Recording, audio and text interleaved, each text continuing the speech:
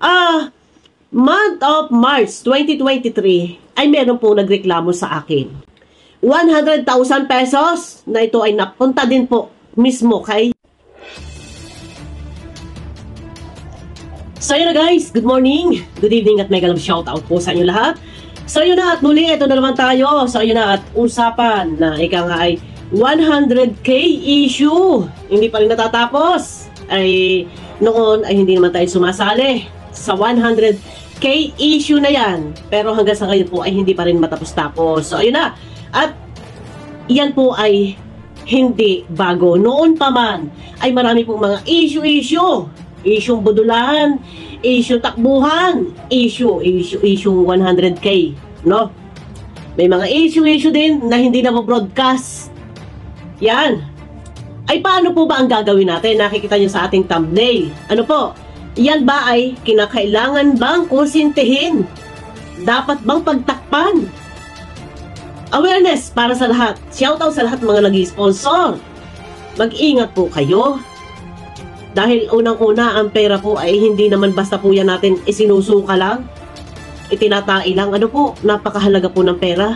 Yan po ay pinaghihirapan ninyo, pinagtatrabahuhan ninyo, at ibinibigay ninyo, ipinapadala nyo, pantulong. O, baka naman yung iba ay mayayaman at sobra-sobra yung kanilang pera, ayun ang isinishare nila sa kapwa. Sana naman, pangkalahatan na po ito, ha?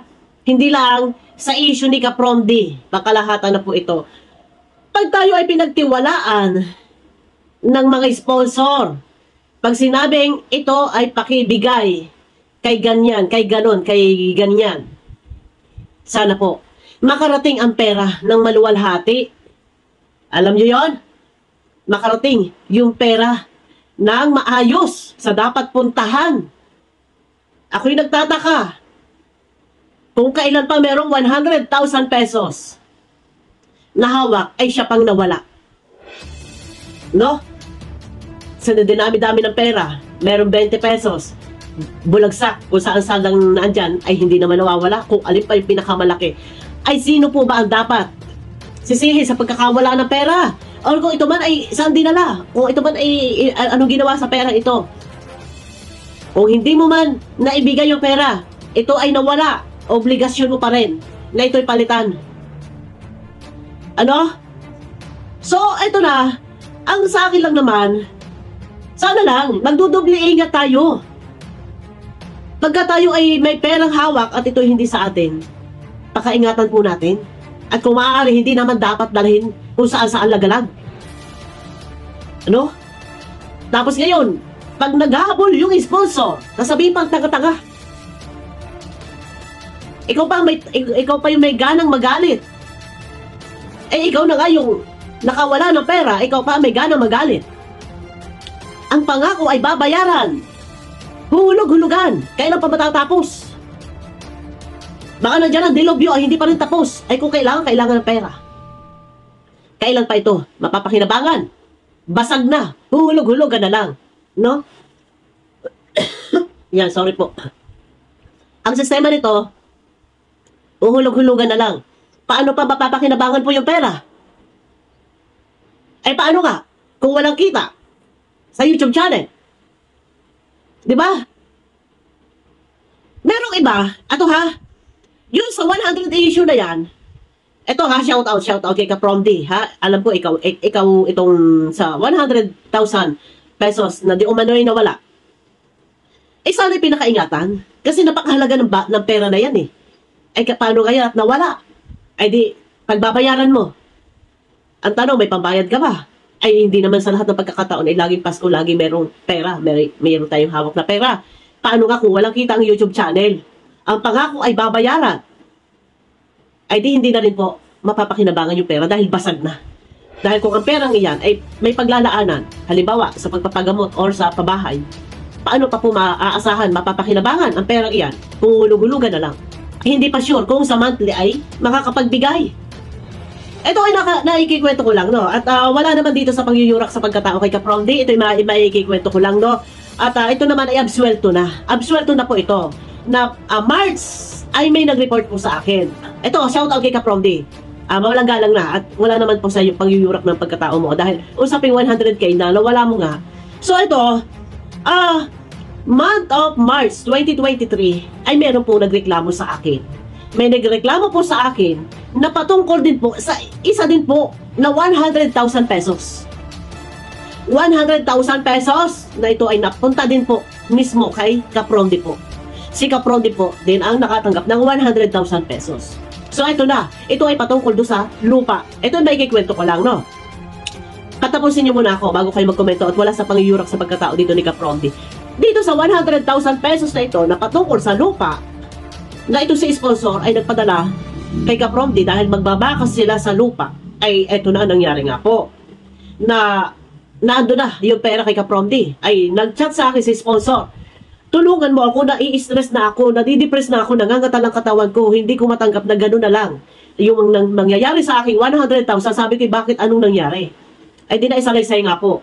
Naikwento sa akin na yun na nga, tungkol sa lupa, share sila, nagbigay ng pang down payment, ito si sponsor ng 100,000, at yun nga po, yung ipinang down ni Kaprondi. Na kung tutuusin, dapat baka sila ni Kaprondi doon na pang down. So, sinolo na lang po ni sponsor na sa halip sana ibabakas pa doon si Kaprondi sa 50,000 sila.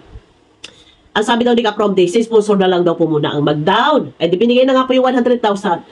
Ay kalaunan, anong nangyari nga po? Ay wala ang pangalan ni sponsor doon sa kasunduan doon sa lupa. Ay di ito na, ay nagframentado na ito si sponsor at nanginginig ng katawan. Sabi ko, maghilamos ka muna. Maligo ka para mahimasmasan ka. Ay hindi mapakalit na nga talaga katawan dahil nga sa 100,000, paano pa ito maibabalik? Ay gusto na niyang bawiin dahil nga wala yung pangalan niya doon sa kasunduan sa lupa. So awa naman ng Diyos at ginawan ko na paraan na ito ay maariglo or maayos, maabsuelto ang problemang ito, no? So ito ay nakikikwento ko lang kasi meron naman din na ipamala si Kaprondi, no? So ito na, sabi ko kay sponsor, ano ka muna, mag-relax ka muna at baka kung ano mangyari sa iyo, de eto na nga po. Pinasa sa akin lahat yung conversation, pati resibo, dalawang send yun, isa 75,000, isa 25,000. Ako hindi ako nagsalita, hindi ako nagkwento doon. So dahil, ito yung ginawa ko, nakabalik po yung pera guys. Naibalik po ni Kaprondi. Yan yung magkagandahan doon, no? Naibalik naman po yung pera. So, kasi ang ginawa ko, dahil lahat po ay tayo, kami, reactor, or sila mga vlogger, ay under ng Kalingap, at dahil wala naman, hindi naman pwedeng rumikta tayo sa attorney or magsampa ng kaso dahil nga si Unique Claim ay nasa ibang bansa. Ang ginawa ko, nireport ko na kay Kuya Bal kasi walang iba pwede mapagsumbungan. Dahil si Kuya Bal, under kami lahat, so kailangan kay Kuya Bal i-report, no? Sa lahat po, sana ganun ang gagawin ninyo. Pag may ganyang kwento, pangyayari, rekta na po kay Kuya Bal. Dahil walang iba ang makakatulong kundi si Kuya Bal. No? So, in-report ko kay Kuya, pakiintindi naman po nito kasi si sponsor ay may reklamo sa akin na tungkol sa 100,000 na pinadala niya kay Kaprondi. Ayun po. Awa ng Diyos, kinausap ni Kuya at nagkausap sila ng masisinan. At yun na nga, ibalik yung pera ay awa ng Diyos. Makalipas na 2 linggo ay nagawa ng paraan na naibalik naman po. Pero yung lupa ay nasa kanya na. Nakabili na si Kaprondi ng lupa. So, hindi ko alam kung saan nakadili siya si Kaprondi ng pera or kita niya sa kanya YouTube na ibinalik niya kay sponsor yung 100,000. Yun yung kagandahan doon. Na naibalik naman po. Ito ay wala sa kung ano man. Naikikwento ko lang dahil yung 100k issue sa ngayon ay hindi lang po ngayon yan nangyari. Dahil dati na, month of March 2023, may issue rin po na 100k kay Kaprondi at hindi lang po yan na broadcast. At sabi ko nga, mas mainam na gawing pribado ang usapin. Nasa ganon, walang madihado. O ano, alam niyo yung dihado, talo, walang liyamado, may dihado. Ika nga, ay lahat ay madadaan sa masinsinang pag-uusap. Pero kung ito nga ay ganito nga, na nandiyan na, ay kailangan ng kuhain yung pera at gagamitin, ay kung wala nga maipambibigay, ay paano po ang sistema nito? Paano po ang nangyari nito? Ay paano na? No? Magiging aral na po sa ating lahat. Sana, sa lahat ng mga sponsor kung kayo po ay magbibigay, hindi naman pinagbabawal na kayo ay mag-share ng inyong blessings. Sana po, rumekta kayo doon sa taong inyong mismo padadalhan. No? Kaya lang ang problema nga po ay pag mismo padadalhan, ang nagluloko at sasabihin na wala, eh wala tayong laban doon. So ito na ha, awareness sa lahat. Mag-iingat tayo. Sana make sure kung saan dapat ipadala yung pera, siguraduhin ninyo na sa ganun hindi po tayo magkalit-silitsi at hindi magkaroon ng problema ang inyong mga pera. Yun lang po. At sana kay Kapromdi next time. Yan, aral na sa iyo yan, no, next time. Pagka ganyan, huwag ka nang tumanggap ng pera kung ganyan din lang na nadidiskrasya. No? Magiging aral na sa iyo yan. Lesson learned, kung ikaw man ay ibas, husgahan ng tao, ano man na sabihin sa iyo ng tao, wala kang magagawa kasi hindi natin kayang i-please ang bawat isa. No? Hindi natin sila kayang sakupin na sabihin na tayo ay paboran or kampihan or papurihan. Ano man ang sabihin ng tao, deserve mo yan. Kasi kapabayaan mo rin. At ang tanong ay nawala nga ba? Pero sabi mo nga ay nawala at kasama ng yung cellphone, so ikaw lang ang nakakaalam kung anong katotohanan. Pero pinaka the best nito, mas maganda, maibalik mo as soon as possible yung pera, yung 100,000 sponsor na ito ay hanggang sa ngayon ay issue. No? At minumura mo pa daw. No? Kasi ikaw yung may responsibilidad, obligasyon mo yan na harapin, bayaran. Ano? Pagbayaran mo yung halaga na ito ay hinahabol ni sponsor. No? Aral na sa iyo, kung maaari, huwag ka na lang tumanggap ng pera na ito ay pinadadaan sa iyo at iwas-iwas sa mga issue, sa mga ganyan at hindi ka na i-issue. Kung ikaw mali sinasabihan ng ganyan, ay siguro ay deserve mo yan at dahil din sa iyong kapabayaan na kung bakit ang pera ay bit-bit mo kung saan-saan ka pumunta. O ay, yun nga, hindi ko alam kung ikaw lang nakakaalam kung nawala ba talaga to, kung saan napunta itong perang ito, no? So, ayun na, guys, no? At sa lahat ng ating mga minamahal na viewers, baka may mga nag-sponsor dyan, ay dapat ay mag-ingat-ingat po kayo. At pag-aralan nyo mga mabuti kung deserve ba na ipadala nyo yung mga pera ninyo. Kagaya niyan, yung iba, mga sponsor, nagpapadala pampaglota. Yung mga ibang OFW, tudo kayo ng inodoro. Nagtitiis na yung mga anak dito sa Pilipinas ay tubig asin yung ulam, tuyo. Napasok ang mga anak, walang tsinelas. Tapos sige-sige pa ambagan. Para may pa-share, tawag ito, may padala sa mga iniidolo. Eh, kung ganyan din lang naman, pampaglota lang din naman. Mag-isip-isip po kayo, no? Katinalalamunan ko, guys. So, ayun na, guys, no? At hanggang dito na lang. Huwag na lang po ninyo iba si Kapromdi. At sana ay maibalik niya. At siguro naman, ay sana lang magawa niya ng paraan. Kung gano'n din lang, kasi naman ay merong ari-arian. May ari-arian. Eh, siguro ibita na lang yung kalahati at nang siya makabayad sa kanyang obligasyon. At talaga obligasyon niya po yan. Nabayaran niya. No? So, yun na guys. At hanggang dito na lang. At yan po ay hindi na issue. Noon pa man ay may issue na.